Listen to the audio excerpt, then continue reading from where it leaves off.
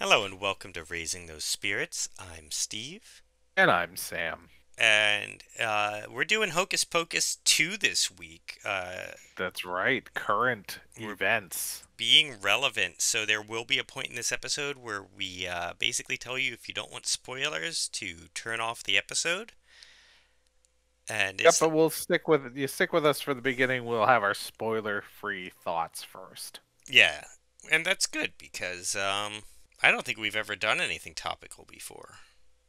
This is probably the new, like the most recently released thing that we've covered.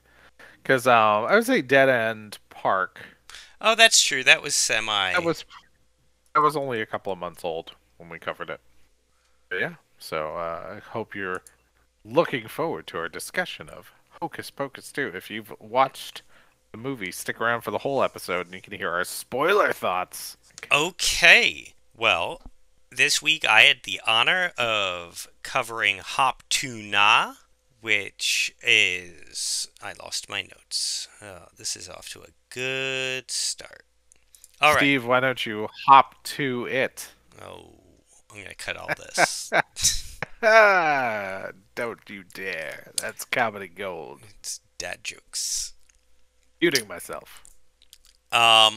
All right, so Hop to Na is a Celtic festival celebrated on the Isle of Man on October 31st.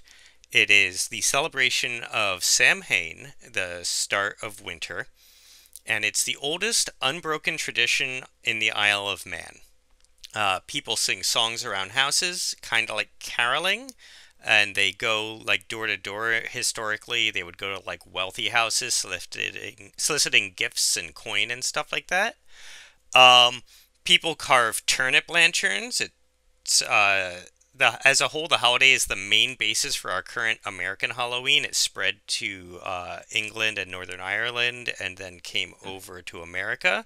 And we didn't really have a lot of turnips here, but we did have a surplus of pumpkins, so we upgraded to pumpkins.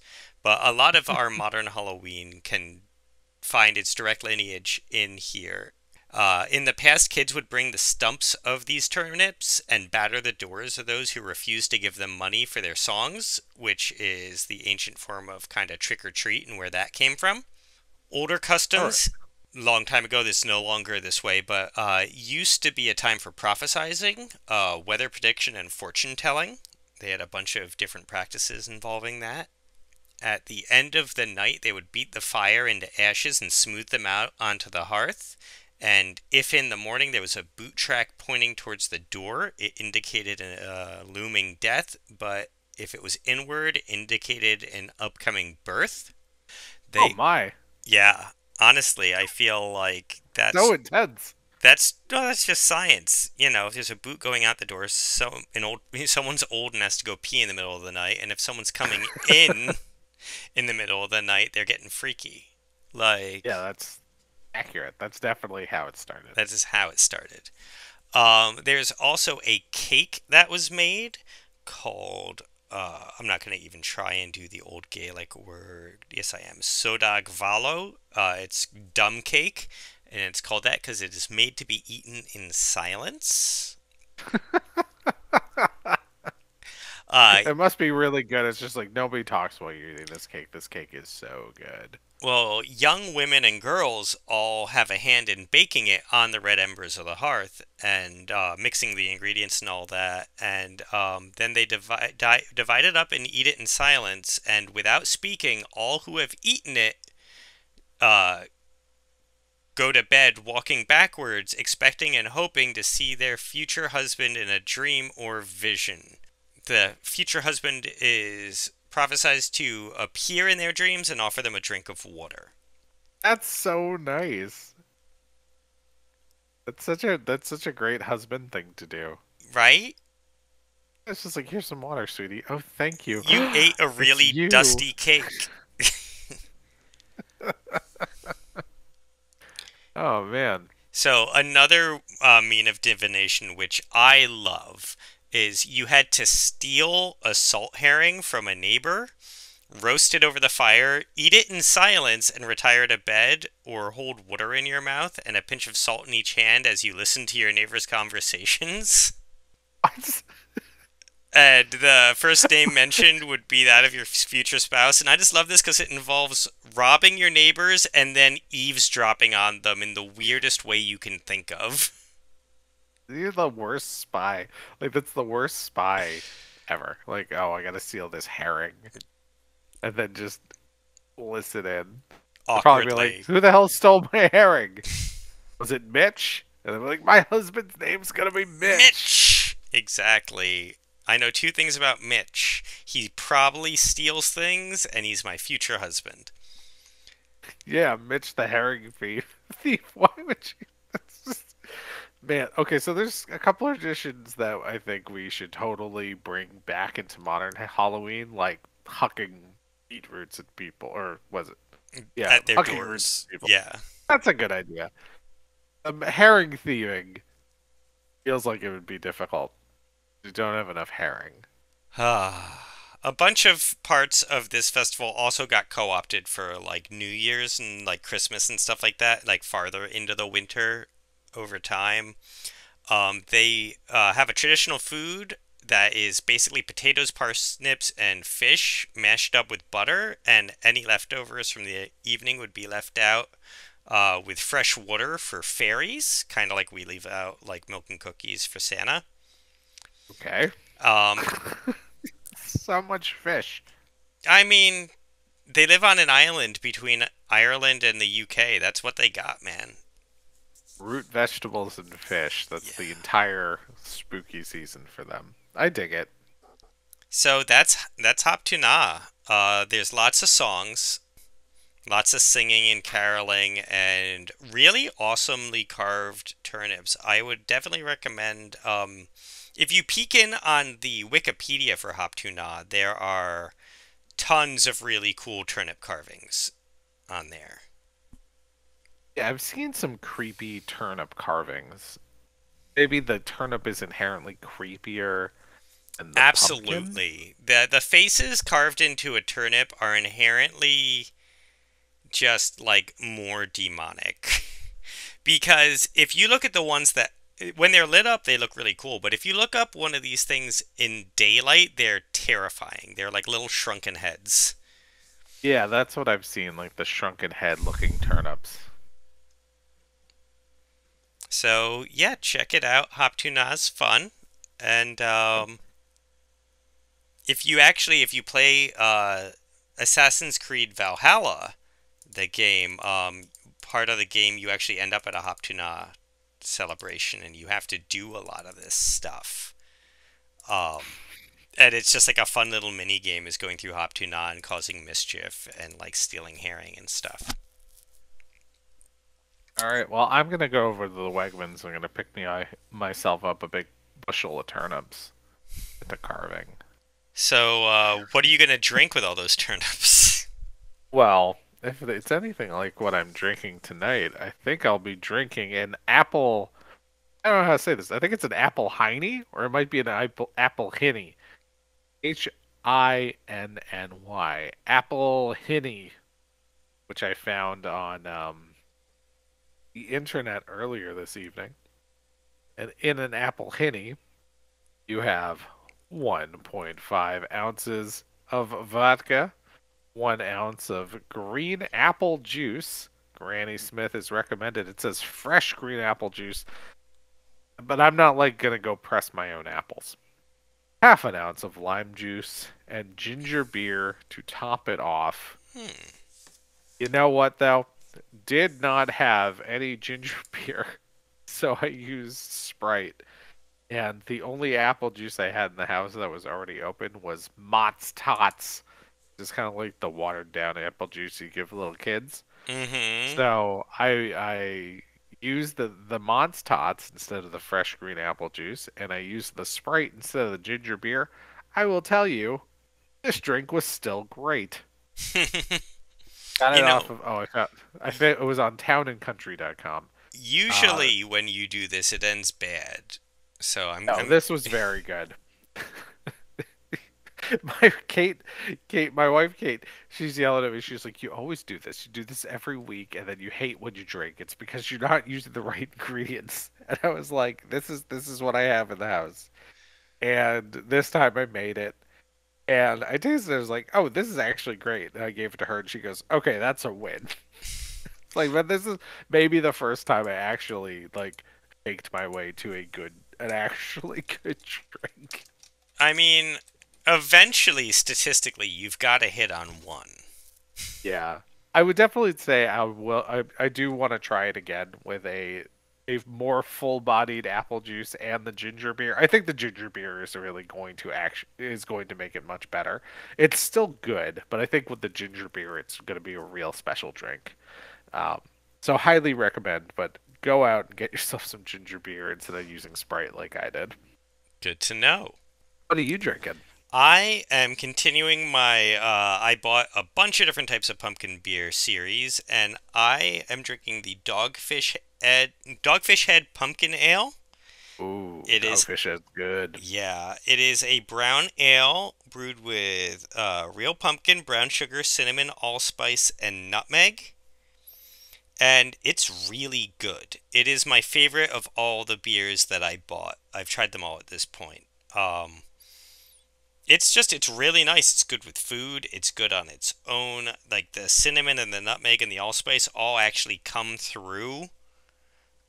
They work really well with the brown ale and the pumpkin. It's very balanced. A lot of these lean like heavy into the pumpkin or heavy into the spice, or it was made in a bourbon barrel and you know what I mean? It's always like very strong something, and this is a very beautiful balance. I've been really enjoying the Dogfish Head.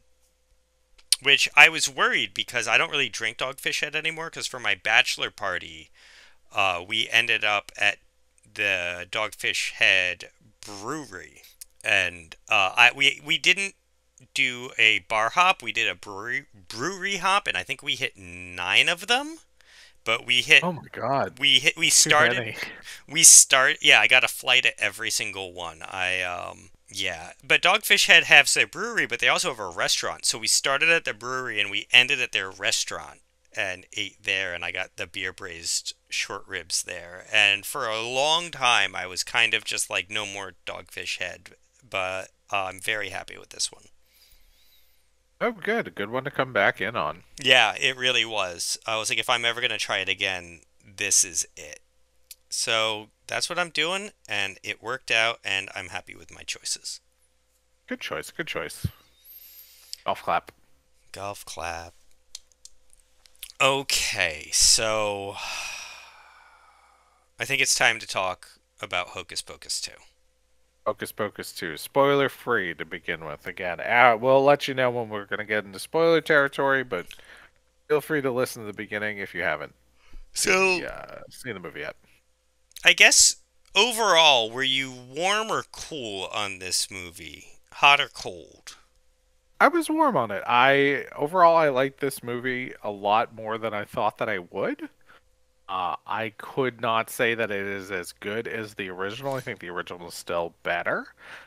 But for a direct to streaming 30 years later sequel, uh, it was good. This, I, I am warm. I'm not hot on this. I am warm. Um, That's fair. it is not nearly as good as the first one. No. I'm honestly shocked that they all came back for this script. Uh, Yeah, it's pretty light. I mean, like script wise, it's pretty light. There's not a ton going on here. It is, the plot um, is very removed. It's almost like an AU of Hocus Pocus. It's like a weird fan fiction to a degree. It doesn't have the tone. It's a very different world. Like I liked the kids. I liked a lot of parts about it. It just like it did not have the same feel of the last one. no, it was. This is something I've seen in criticisms of the Disney streaming, is that it's a little too plastic and it's a little bit too sterile, and I think that comes through here. I feel like Disney Plus's children's content definitely, it all has kind of a tone. It's a lot safer than what was coming out from Disney 30 years ago. I feel like back in the early 90s, there was they were still kind of figuring out who they were for this kind of content, this kind of live content, and it was able to be a bit more. I don't want to say edgy because edgy is the wrong word, but not so safe. This was much safer than Hocus Pocus in 1993. I still think it was. I still think it was much better than I would have. It was much better than I expected it to be. I But at the same time, definitely not. Doesn't hit those high levels as Hocus Pocus one.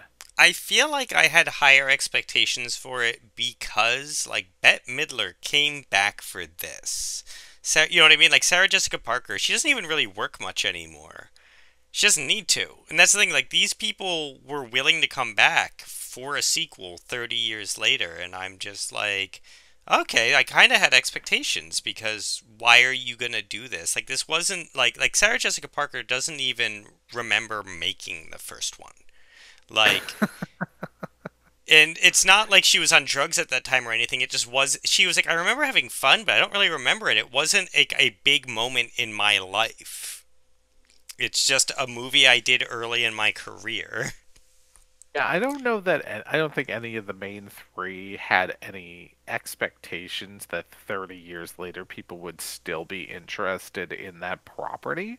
I think it must have been. It must have been very surprising to them to find over the years that this movie had an audience, retained an audience, and grew an audience. There's more people today who are into Hocus Pocus than there were when it first came out 30 years ago because it ended up staying so relevant in a way that, yeah, there's no way that they could have expected when they made the original movie that people were still going to care about it. Um, to the point that, you know what? Ultimately, why did they come back for it? I bet you that Disney pulled up to their houses with a big dump truck full of money and said, "Hey, come be in this movie." Because they know that they're going to be selling all the, like, they're going to be selling Halloween costumes. They know they're going to be selling Disney Halloween vacation packages. Everybody who's going to be going to Disney World right now is going to be seeing a bunch of Hocus Pocus stuff. And you know what? I think it was their biggest Disney Plus original movie debut. Like, this movie hit. This movie, in the couple of days it's been out, has hit. Um, and that's how it ends up. That's why it gets made. Yeah, this one, I felt myself needing to take a lot of little micro breaks during this one. Like, where you just kind of like pause it and take a minute.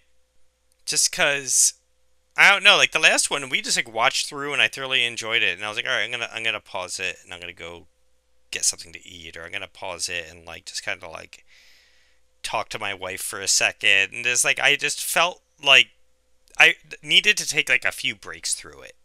It did not Okay. hold my attention. Like, I think then I would say I think I'm warmer on it than you. I wouldn't say I'm hot on it, but I think I liked it more than you did. yeah, and again, there are parts that I liked. I liked the new kids a lot. Mm. Um, the whole cast was great. The mayor's great. The magic shop owner, great. The trio of kids, great. The himbo boyfriend, great. Like I really liked it. The himbo, I liked. Yeah, he was one of my favorite Yeah, side characters. He's a very very side character. He doesn't have a lot of scenes, but I really expected more out his of jokes him. really landed. But yeah, he really lands. We've been quoting him all day. We watched it last night. And same thing with the mayor. The mayor was Tony really Hale. funny. His jokes just hit. And, Yeah. you There's know. good people in this movie. I mean, Tony Hale is a great comedic actor. The guy who runs the magic shop, that's Sam Richardson. He's in a lot of stuff right now. He was recently in Werewolves Within, which I really Oh, enjoyed. he's the cop in Werewolves Within? He's the cop in Werewolves Within, yes. Okay, I have it queued up to watch. I haven't watched it, but he is front and center on the cover. Oh yeah, yeah, he's from that. He was also in Veep, um, which I didn't watch, but my wife watched it, and whenever he was on screen, I would definitely take a moment to watch him because I thought he was just really funny. Um, yeah, you're seeing a lot of Sam Richardson right now. I think in the next 2 years, he's gonna blow up in a big way. He's gonna go from being oh, that guy, I know that guy, to being somebody you really see and stuff. I think he's just like one or two more parts away from really exploding. Cool.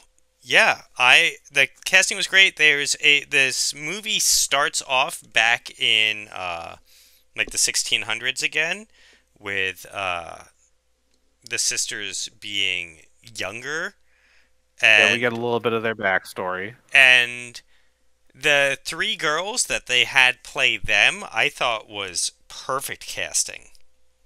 Yeah, they really did nail it. They nailed it. Just like all three of them, perfect. I was pleasantly surprised with that. They could have just kind of been like, all right, these kids are going to be on the screen for like a total of 4 minutes. Just, go with it. But no, they did a really good job with those kids. So casting, I thought was very good. I thought a lot of the jokes hit. Just the the pacing, the plot, everything went like hot cold a little bit for me. Hmm. Yeah, the pacing, I would say, because they were trying to do a bit of a retread of the original movie. The plot is not so far off from the original movie. But you definitely feel like they are. I don't want to get too much into spoiler territory. I would say they're doing some greatest hits They of are the first movie.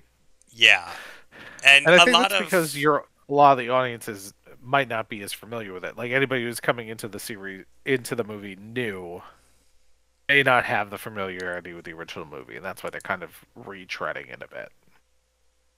yeah, It does make the pace a little herky jerky because you have the part with the Sanderson sisters, which is following closely to the plot of the original movie, and then we move to our teenage leads, and they're not so tied into what happened in the original movie, so they're doing different things. So it feels a little I would say it does feel disjointed when the characters are not on screen together.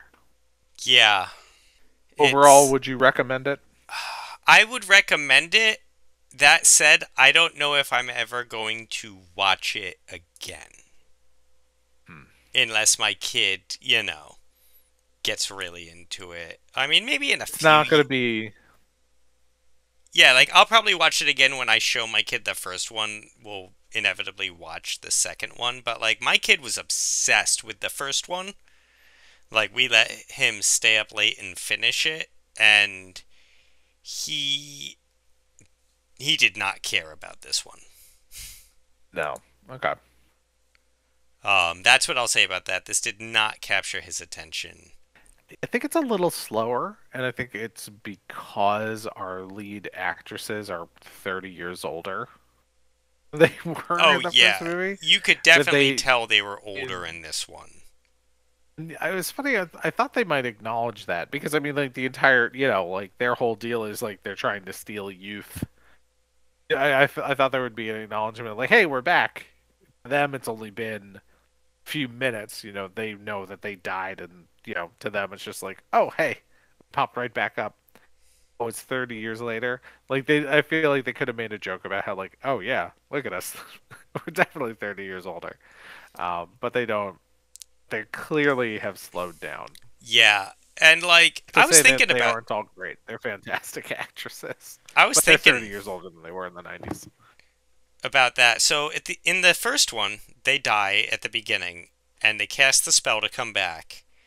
And they have now come back twice, and by my math, I don't even think they've fully gotten an extra 24 hours out of that yet between two Oh, movies. so they've had two nights, They've had and they couldn't have been 12 hours each. yeah. Yeah, I was just like, wow, this is a lot of Fred, work and a lot of stress for what is basically for you one really long day. yeah, it's top 16 hours. Yeah, I would say 16 to 18 hours. So you've just had an insane 16 to 18 hour day. Yeah. It's basically like I got hung and it's been a 16-hour fever dream ever since then. Oh yeah, this could, as far as they know, this could just be like what's flashing before their eyes as they Yeah, hang and die. seriously, To get this could just get be too like dark. all their nerve endings firing as they die in their brains. This got dark quick. Um, Uh, so yeah, not a big rewatch. It's not for me. It's not going to be like Hocus Pocus 1, where it's something that I end up watching inevitably every Halloween. I'm sure I'll watch this again at some point. Like you said, when my kid is old enough to be into it, she might watch them. It's a little too scary for her right now. She just watched what she watched today. She watched Hotel Transylvania. Might eventually have to make our our watch list at some point. Um, this might be a little bit too more than she's into at the moment. I mean, that's fair. It this definitely was a little bit older than the last one because there is no like kid sister character. Yeah, They are all firmly in high school in this one, which is tonally a little more mature. Um, yeah. There's no Thora Birch. yeah. I actually found out a little about that because they had Mhm. wanted her to come back, and apparently she was also supposed to be in the new Wednesday series on Netflix. Oh, okay. And she apparently was like being a problem on set. Like she was being really hard to work with. She thought her vision was better than Tim Burton's spooky vision, and they were clashing a lot. And so she was replaced with Christina Ricci. And I read something that also may have been the case with Hocus Pocus, where she just Wow. it wasn't working out. Um, No, that makes me so sad. yeah, well, I mean, her dad, when he was her manager when she was younger, was apparently incredibly hard to work with, and they said that kind of torched her career for a while. So she might have just picked up a bunch of bad habits. Um, Who knows? But I did read a thing about that they had wanted her for both of these projects, and it just they parted ways. oh wow. And Well, it's too I bad for don't know Thora how Birch. I don't know how this movie would have worked with her character. It's almost like it had to be a different script. I I I'm don't not sure where she would have fit. There's not. Yeah, I don't see a place for her at all. She would have had to have been like mother, maybe to one of the kids, Something. like maybe the mayor's wife, because we never see the mayor's wife. I think Yeah. that's a spoiler. I That don't could know have if that's been. a spoiler. I mean, There could have been places where she would have fit. Or it could have been, oh, you know what? That's why it was so easy to just cut her out. Like, clearly it didn't feel like there was anybody missing from the plot. I mean, we can talk about that a little more in spoilers. I have a little idea where she might have come from, Mhm. but or where she might have fit, but that we'd be getting into spoiler territory. All So right. that's my base thoughts. Worth checking out. I feel like we're gonna quote this for a while.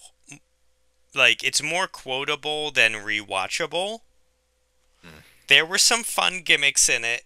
There were, I guess a non-spoiler comment I have is the sisters were less evil in this and more just annoying. I think I have spoiler thoughts on that. Okay. And again, that might just be I because they're agree. older, but I was like, you guys aren't evil in this. You're just basically annoying. Oh, I agree they were less out and out evil in this movie than they were in the original, and I have some thoughts as to why that is. Um, if you haven't watched the movie yet, watch it and come back to this episode of our show, and you can hear why I think they were less evil. Yeah. I think final one or two things. This movie looks cheaper as a whole than the first one. Think so? Yes, I especially when didn't they're think on so. brooms. I felt like the broom green screen was awful. Oh, Yeah, I was okay, like, that wasn't good. No, that wasn't good. just like a lot of little things like that. I was like, oh, this isn't as they did a similar thing in the first one, and that looked better. It's Um, a TV budget yeah, versus a theatrical budget. It I think is. for a TV movie, I think this was, yeah, I think it was much better than it. Um, you could have gotten away with a much lower quality production than they did. It definitely still looks like a TV movie. It doesn't look like, to me, it doesn't look like it could have been released in theaters. Um, I No. think for what they were I think for what they were working with, they did a good job. All right. If you don't want spoilers, I'm going to say this is the time to Off. duck out. We're at 31 and a half minutes. Come back and when you watch the movie and finish the episode. Okay.